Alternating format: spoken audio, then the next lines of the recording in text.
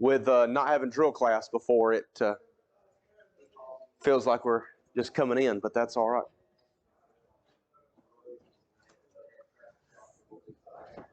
They're not ready to start out there, so we'll wait.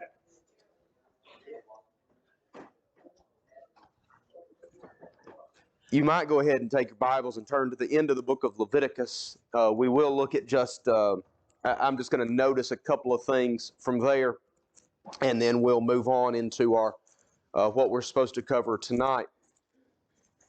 Mr. Dwight is sick, and so we would be team teaching, but I was sick Wednesday, and so he taught, and then I'll be gone Wednesday, so he'll teach again. So we're not really doing much team teaching. We're just alternating back and forth, but hopefully once the new year sets in, we'll be back to our old pattern. So in Leviticus 27, Mr. Dwight said that he did. Well, let me make mention of one other thing right quick before we do that. Previous to that, this is in chapter 24. I made mention when we talked about Nadab and Abihu. I think I made the point that in the whole book of Leviticus, there's just one narrative. Well, that is not true, because there is a narrative at the end of chapter 24 as well. So in the whole book of Leviticus, there are two narratives, which, just for the sake of clarity and accuracy, and of course, that's talking about the punishment there for blasphemy and Moses going and finding those instructions. Now, I believe we'll cover 26 a little bit more carefully later on in the curriculum. Basically, what we're trying to do is follow the narrative in the timeline, and these blessings and curses we'll look at right before they set out from Mount Sinai and head again towards the land of Canaan. But in chapter 27, we have a couple of instructions here about the about vows and things like that. And basically, it's interesting that this information is put here in Leviticus, because it doesn't. You would think chapter 26, blessings and cursings, would be a very good stopping place for the book of Leviticus. And I don't know all of the reasons for that, except to say that in all of the book of Leviticus, we come to the end, and then here's a person who wants to make a special contribution to the Lord. They want to do something above and beyond the things that are made mention of in the book of Leviticus. Well, here are some prescribed ways for doing that. Now, I want you to think about something. I take it to be that all of these vows are basically free will offerings. That there's not anything here that would be a mandatory, obligatory thing to be vowed and given to the Lord. And yet we have at least this chapter, and there are references in other places of regulations and rules about the things you vow to the Lord. Now, that might strike somebody as strange who says, well, I thought this was my gift. I thought this was what I was bringing to the Lord. Well, even the free will offerings had very careful instructions about them. Even the vows that were made that would have been above and beyond what the Lord had asked for, God was careful to regulate those things. In other words, even with the things when we make a decision to come before God, we don't just get to make it up as we go. That's never been true. And so God places rules here. The one thing about the vows that we should know is that when somebody made a vow, it was binding. You didn't have to make a vow. But if you did, you better keep it. And so we see all of that as we go through. I don't know if there's anything more worth saying as far as in an overview way regarding the vows. Is there anything anybody would like to mention about the book of Leviticus as a whole? Questions that you had as we went through, things that were not clear that we can make muddier for you. Okay, so let's kind of get our setting here as we're going to come to the book of Numbers. We're actually going to be in Numbers 9 in just a moment. Book of Numbers chapter 9 is where kind of the next step is. So you remember that when they left Egypt, that became year 1 for the Israelites. When they left Egypt, on the 15th day of the first month of the first year, that they leave. So it actually, the way we know that, or not the only way we know that, it tells us that, but remember they celebrate the Passover on the 14th day of the first month. Well, it was on that Passover night that the death angel comes through, and they've got their clothes on, they don't have any leaven in the house, and they're ready to go.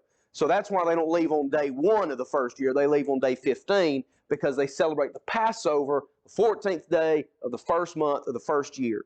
The death angel comes through. They are driven out by Pharaoh and the Egyptians, and then we have the succeeding events of the Red Sea going into the wilderness.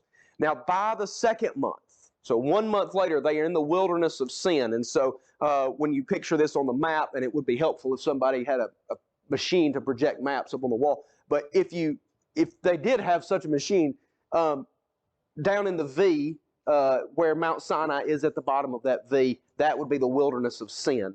Doesn't have anything to do with the transgression of the law. It just happens to be called that. Now, in the third month, it doesn't give us a specific day. It tells us in the third month they come to Mount Sinai. So this is like chapter 19, where God says, I brought you to myself. Now prepare yourselves because I'm going to give you the law. And after a few days, they are given the 10 Commandments, the book of the covenant, the ratification of that. Remember, they eat the meal there in the presence of the Lord. And Moses will go into the mountain for 40 days. Now you remember what happens there. At the end of the 40 days, we have the situation with the golden calf. So you have the covenant, you have the breaking of the covenant, and then you're going to have the renewal of the covenant. And over the next 6 months, you're going to have the preparing of the tabernacle, its furnishings, all of that is going to be done. So that on the first day, New Year's Day, year 2, right? It was not in January. It would be in the middle of March, more or less, for us. First day, first month, second year, they set up the tabernacle. Now, as that happens, then they have that 7 days where Aaron and his sons are consecrated. And on the 8th day, the first month of the second year, Aaron and his sons begin the priest work. What key event happens on that day that we've talked about? Their first day of priestly work.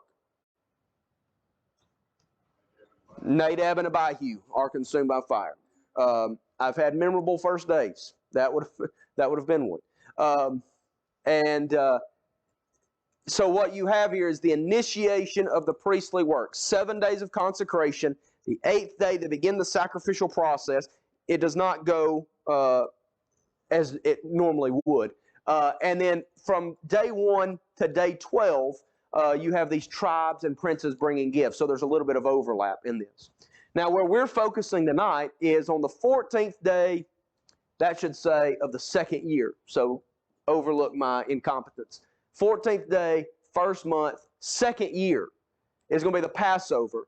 And we're also going to look at the first day of the second month of the second year, the census and the organization that takes place of the camp. So if we make it much further than that, I'll put more things up on the chart. But basically, this is what we are covering. So remember, that should say second year. So this is going to be 1 year, 1 year minus 1 day from when we left Egypt. And that we're going to observe the Passover then, and we'll look at this. Well, we'll have to look at this in just a moment. But maybe we'll come back to that. All right, let's just leave that there. I'll leave all that up on the chart. And you can look at Numbers 9, and if you want to look there with me. So far, so good, everybody. We're good to go. Okay. All right. Now, this is chapter 9, verse 1. We're at the foot of Mount Sinai, and the Lord spoke to Moses in the wilderness of Sinai in the first month of the second year, after they had come up out of the land of Egypt, saying, Let the people of Israel keep the Passover at its appointed time. On the 14th day of this month, at twilight, you shall keep it at its appointed time, according to all its statutes and all its rules shall you keep it. So Moses told the people of Israel that they should keep the Passover, and they kept the Passover in the first month, on the 14th day of the month at twilight, in the wilderness of Sinai, according to all that the Lord commanded Moses. So the people of Israel did. Let's pause there for just a moment. What did the Feast of Passover memorialize?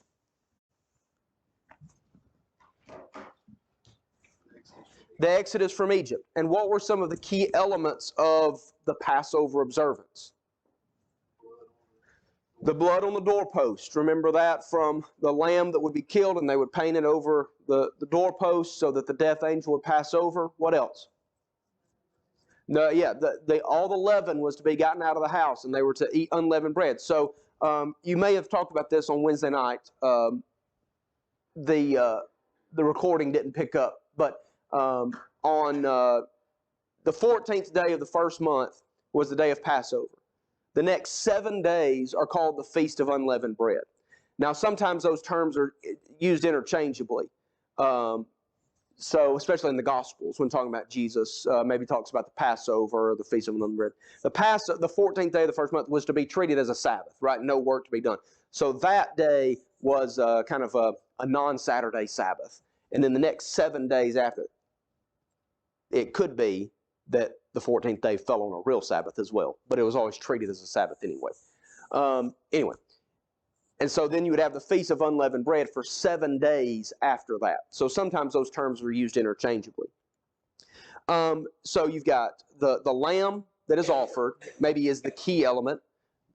Another element is the unleavened bread, and it is a memorial feast to remember the night that they were delivered up out of Israel. I don't know all of the practical ways in which that was carried out in the wilderness. For example, they don't have doorposts.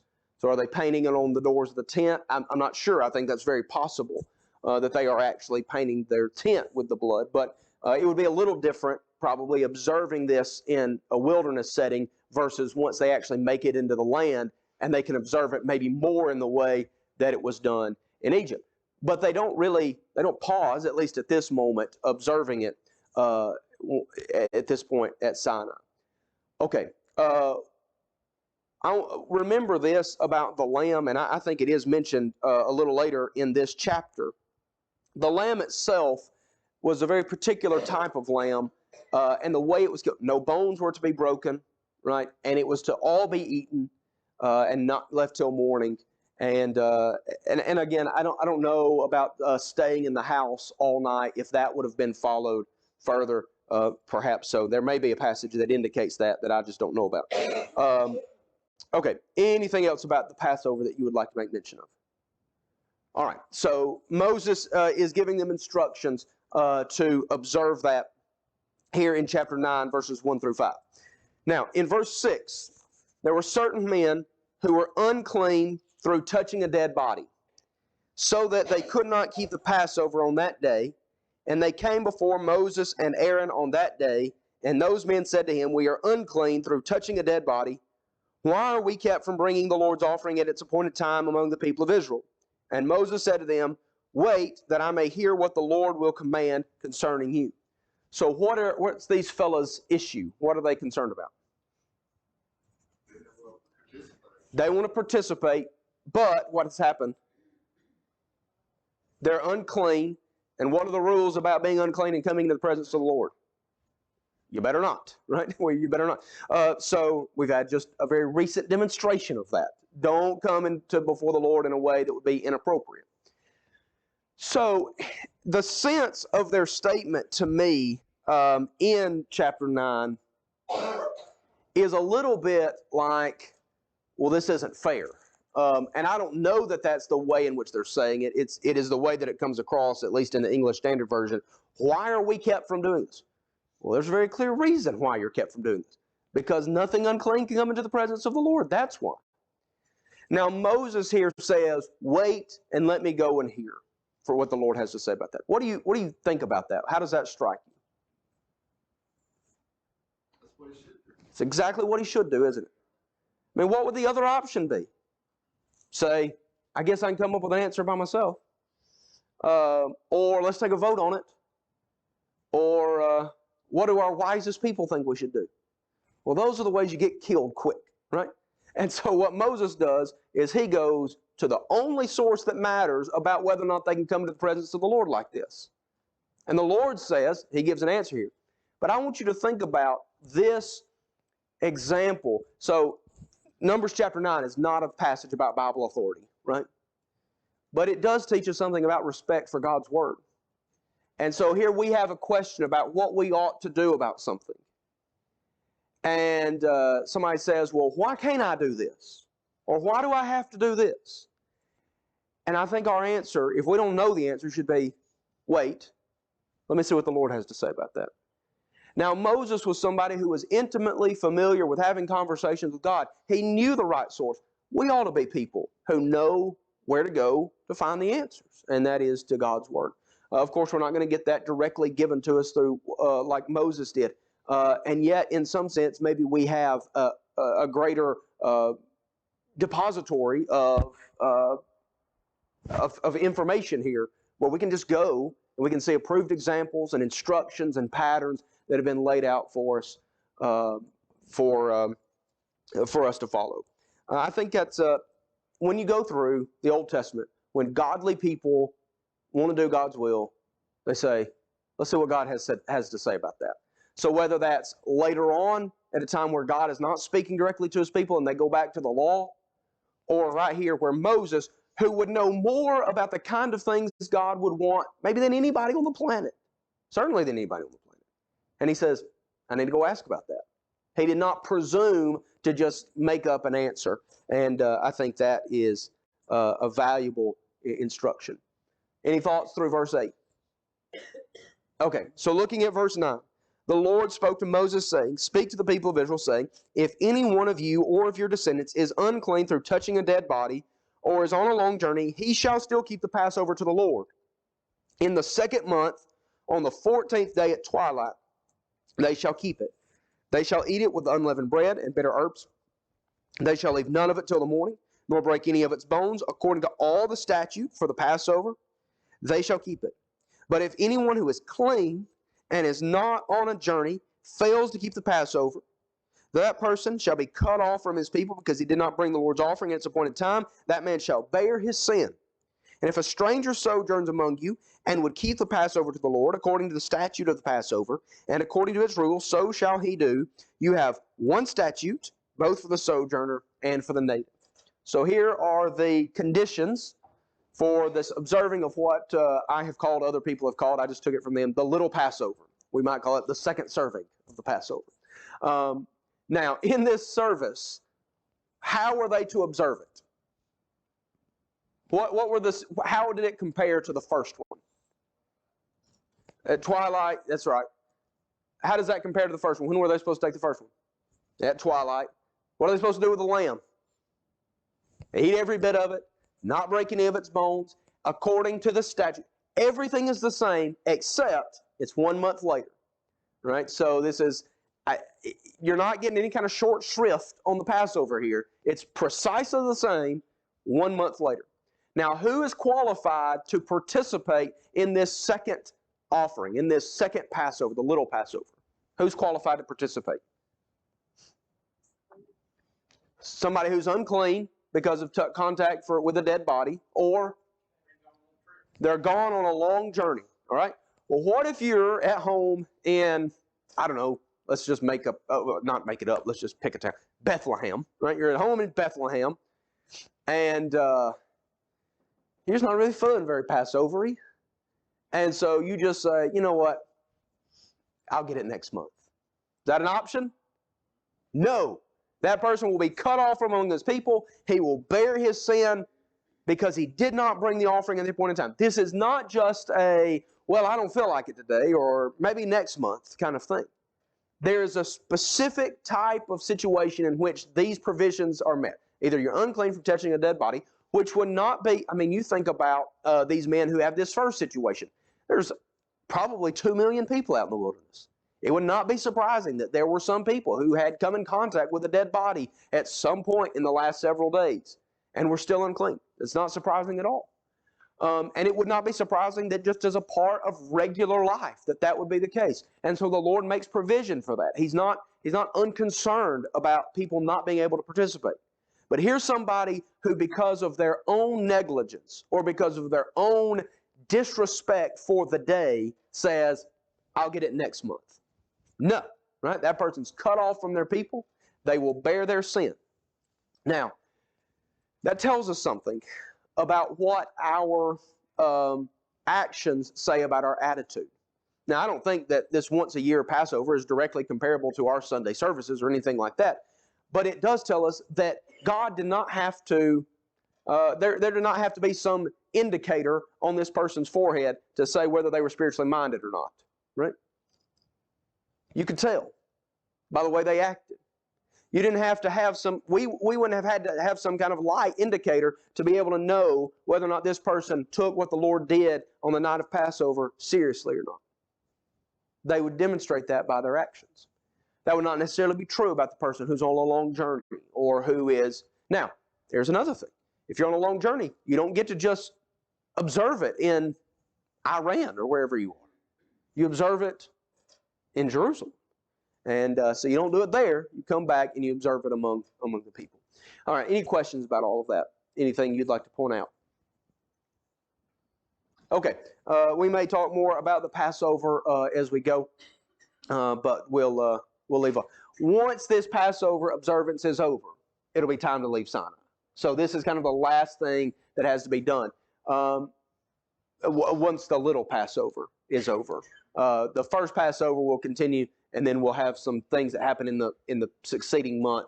Then they'll have the little Passover, and then it'll be time to go. All right, so we do have a census. This takes us back to Numbers chapter 1, and this is the fact, the thing for which Numbers got its name. We've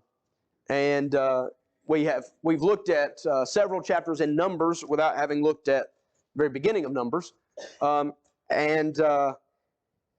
Actually, in the Hebrew, the book of Numbers is not called the book of Numbers. It's called basically in the wilderness. I don't know what the Hebrew word for that is, but basically it's called the Lord spoke to Moses in the wilderness is how it's referred to. And so he speaks to him in the tent of meeting. This is chapter 1 and verse 1. On the first day of the second month, in the second year after they had come out of the land of Egypt. Now, we're not going to go through the whole chapter verse by verse. I do want to point out that you have these numbers. We're going to have another census at the end of the book of Numbers that would just precede basically the book of Deuteronomy, right? After that 40 years wandering in the wilderness, right before they go in the land, we'll have a second census. This number will be almost unchanged, I think 2,000 less. These numbers will change considerably, right? Like Simeon will diminish quite a bit, and Manasseh will grow quite a bit. But on the whole, it balances out to about 601,000. I don't remember the last three numbers. But anyway, this is a good Bible number to know, 603,550. So if somebody on the street says, I've been wondering how many people there were, how many fighting age men, 20 years old and up, except the tribe of Levi, you can say 603,550, and they will be glad that you studied that. They will be glad to have known it. And you will be glad to have known it as well. And now there is a reason that that's important. When they went down into Egypt, in Genesis chapter 40-something, 41-ish, how many people were there? There were 70. There were 70 people. And over a couple of hundred years, we've got a nation of just the fighting men, 20 years old and upward, being 603,550 people. Now, if there's 603,000 20-year-old men and upward, I would guess that there's about 603,000 20-year-old women and upward. It's not always half and half. In fact, I think statistically there are more women than men in the world? I don't know. That would make sense. But that is the way. But you would think there would be at least as many women. So now we're talking about 1.2 million people. And if those adult-age couples, if they average among all of them one child per, now we're talking about 1.8 million. And one would be a conservative estimate for how many children they're having. So we're talking about a group probably of about 2 to 4 million, right? And that's a lot of people in the wilderness. Now, the reason we have a count here in Numbers chapter 1 is for what purpose? And it's through the text. You may not see it until somebody, I think you would see it if you just read through the text. It would recur to you over and over. Why are they counting them? Who are these people? The ones who are able to go to war. I think with every time that it counts a tribe, it mentions that. In fact, in verse 3, from 20 years old and upward, all in Israel who are able to go to war, you and Aaron shall list them company by company. Last time I talked through this, I listened back to the recording, and somebody asked, well, was there a top limit on this as far as people not able to go to war? Well, I don't know.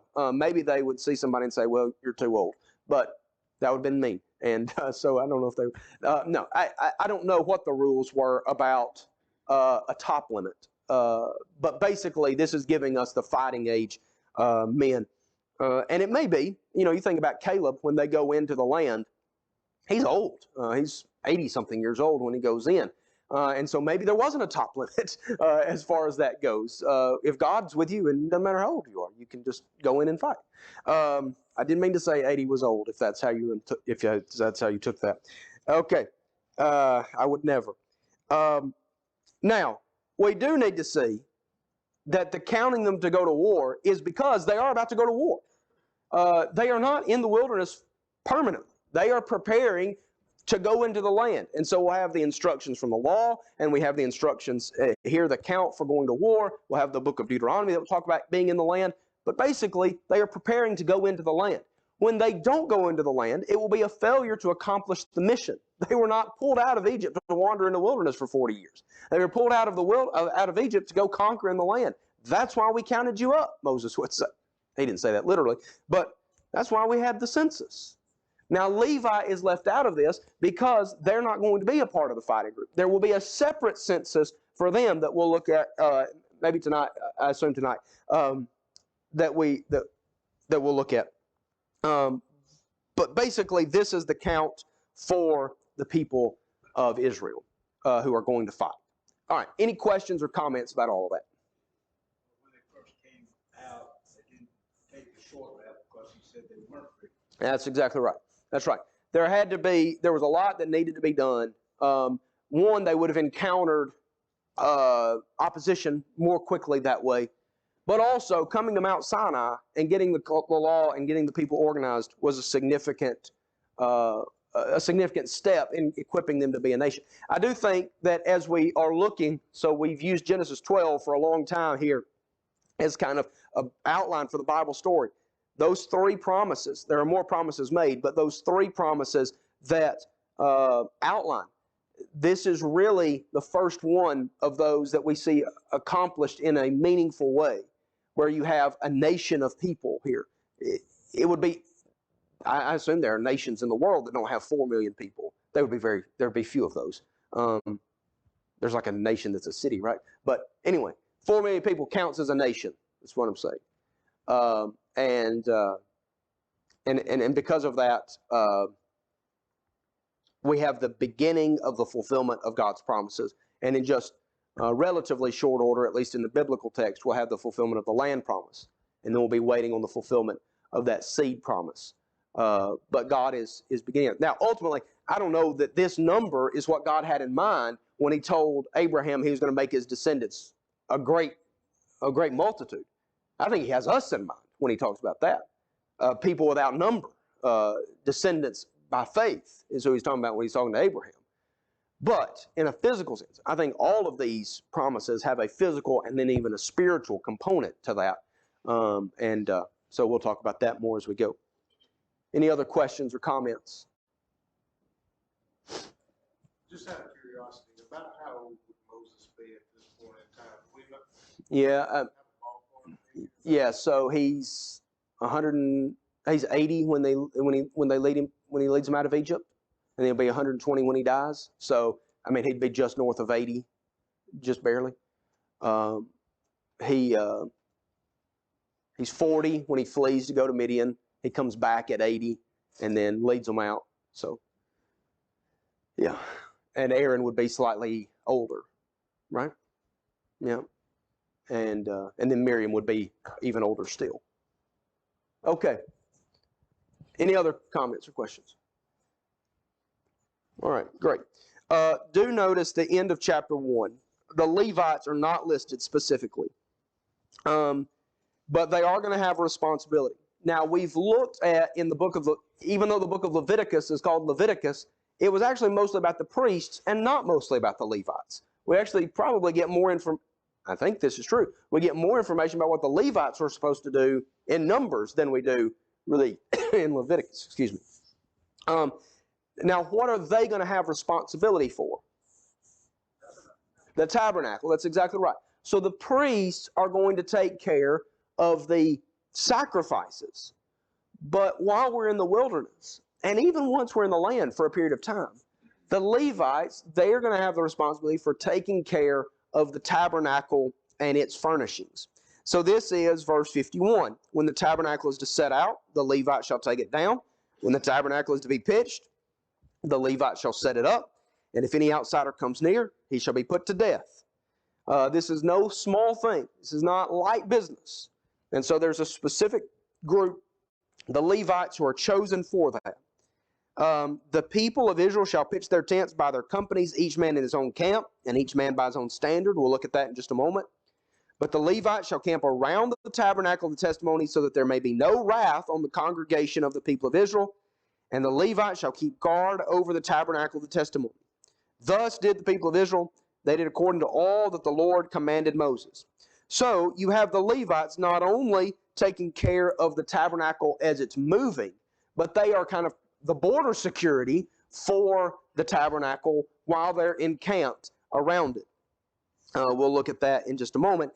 And they are doing that in order to keep the congregation from being in danger from coming too close to the tabernacle. All right. Now we'll get more specifics about that in just a bit. Okay? Good. All right. Let's look at this outline here. This is from chapter 2. And basically, this is what the camp would look like. They would be split up into 4 groups. And those 4 groups would surround the tabernacle. The tent of meeting would be in the middle. I believe that this is always going to be to the north. And so you would have, this is actually group number 1. Judah would be the lead group there. It's actually the standard bearing group. They're the leading group in that. Reuben, Ephraim, and Dan are going to be the leading groups in each of these. So this group would go, and then you'd have Reuben, Simeon, and Gad, Ephraim, Benjamin, and Manasseh, Dan, Naphtali, and Asher. I've got another chart to talk about when they march in just a second. But they would camp here. Then you'd have the priests on one side. They're guarding the door. Then you have the Merarites, the Gershonites. They're all these are Levites. And then these are the Kohathites. And we'll talk more about what they did in just a second. But you see, this is how they would camp in order to accomplish the purpose that they were given at the end of chapter 1, to kind of form a perimeter around the tabernacle to keep there from being somebody who trespasses, who transgresses that. Okay? All right. Now, when they would march out, this is going to come from chapter 3, and these are going to be their responsibilities. I did not draw this of the tabernacle. I found it on the Google. But you've got 3 groups. You've got the Kohathites, the Gershonites, and the Merarites. And each one of them is responsible for a different aspect of the tabernacle and its furnishings. So the first one that we are introduced to is the Kohathites. So this is going to be in verses 5 and following. And which pieces were they going to be responsible for?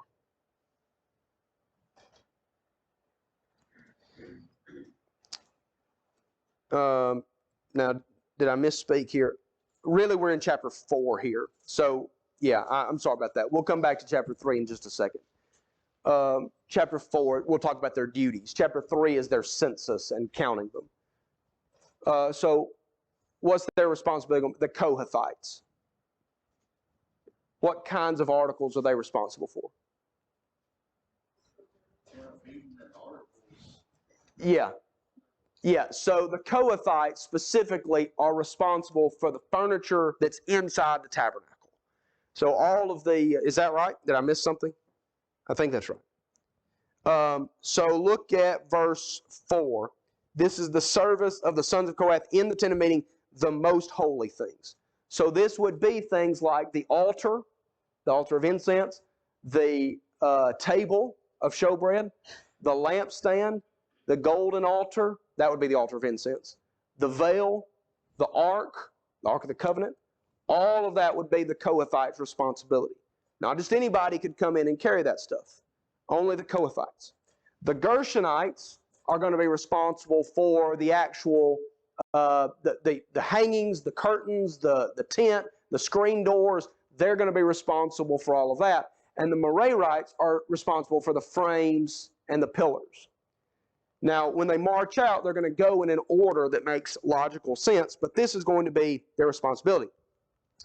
We have looked at already, if I can find where we did that, that the people of Gershon and Merari, this is in chapter 7 and verse 8. So this has to do with the offerings that they brought on those 12 days. And Gershon and Merari were both given wagons, and they were given oxen. But notice this in verse 9. To the sons of Kohath he gave none, because they were charged with the service of the holy things that had to be carried on the shoulder. So these two groups who are carrying kind of the structure, they are given oxen and wagons to pull off that. The Kohathites who are carrying these precious things are not given a wagon to carry it on, because it's got to be carried on the shoulder. That's going to come into play in a few hundred years when it comes to Uzzah. But sometimes when people think about the way we approach authority, they say things like, well, it doesn't say not to. But the issue so often is not with what the Bible doesn't say not to, it's with what the Bible says specifically, right? And that's why we're concerned about silence, is because we're concerned about doing what God did say to do and not doing something else. And so Uzzah's issue was not so much that he did something that God didn't say not to, it's that he didn't do what God said to do, which was carry this on the shoulders of the Kohathites. And that's what makes it just bald disobedience rather than just coming up with an alternative path or something like that. Okay. Now, let's go back to chapter 3 for just a moment. Sorry about that I got out of order a little bit.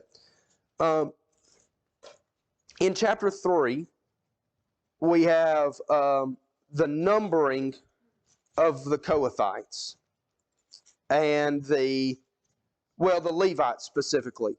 But you have the Kohathites, the Merarites, and the Gershonites all numbered. Down in verse 39 is where we get the total. So all those listed among the Levites, whom Moses and Aaron listed at the commandment of the Lord by clans, all the males from 1 month old and upward were 22,000.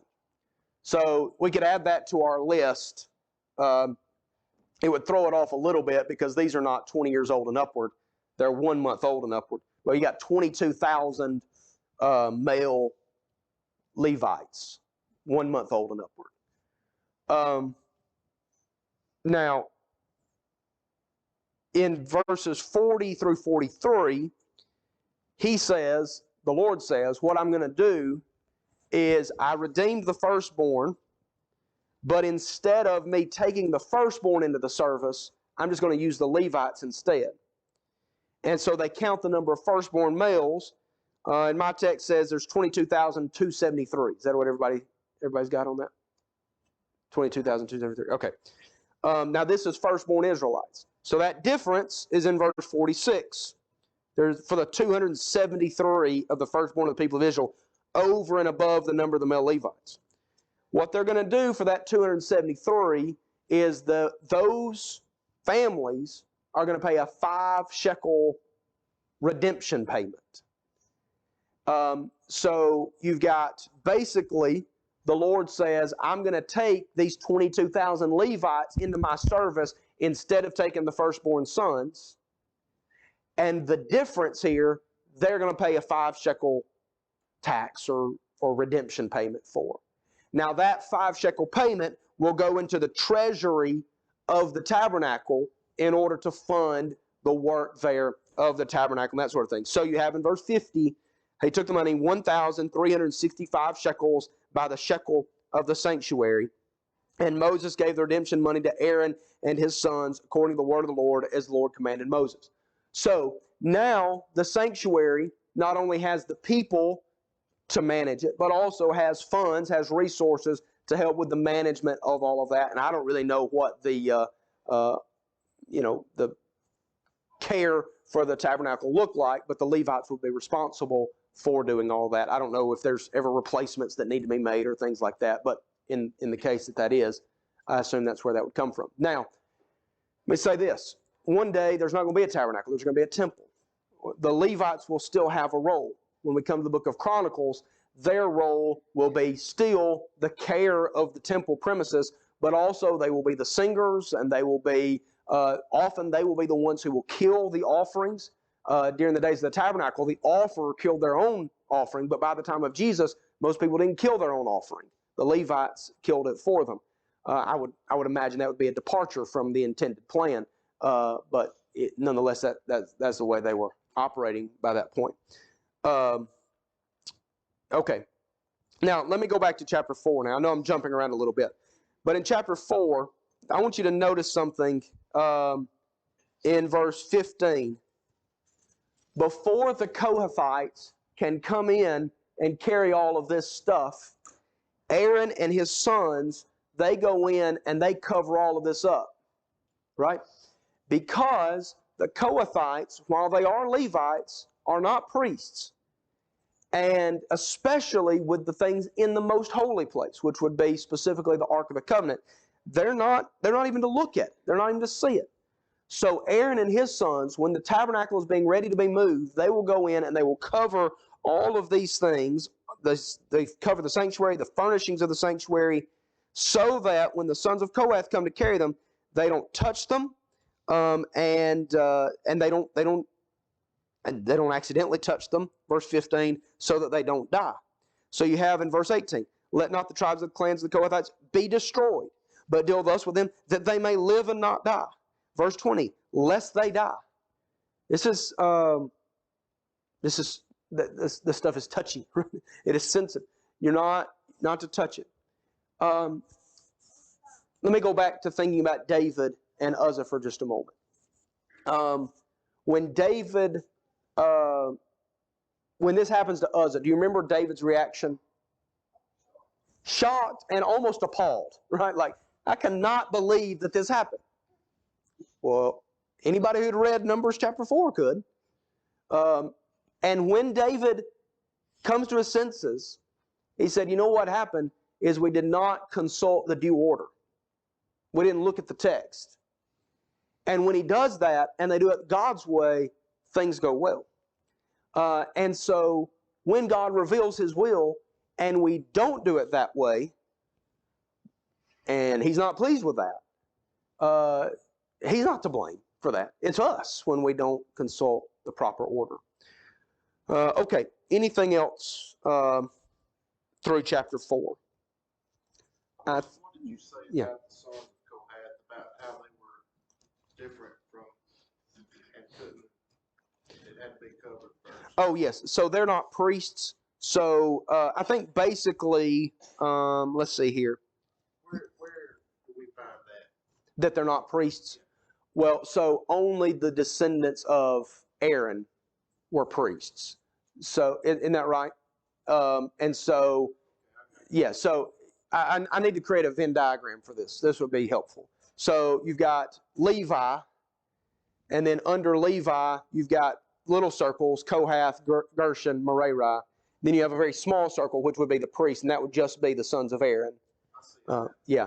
And then high priests, eventually, is just going to be one line of that. It'll come through Phinehas. We'll learn that in Numbers 25, I believe. So, okay. Anything else? All right. Well, that'll be good for tonight. Thank you very much. And Brother Dwight, Lord willing, we'll be back with you Wednesday night. Thanks for watching. If you found this video to be beneficial, please follow us on Facebook or subscribe to our YouTube channel. Feel free to share it with others that you feel like may benefit from it. If you need to contact us, please contact us via email at quinn.church@yahoo.com. Also, if you're in the area, we would love for you to come visit with us at one of our assemblies. Have a good day.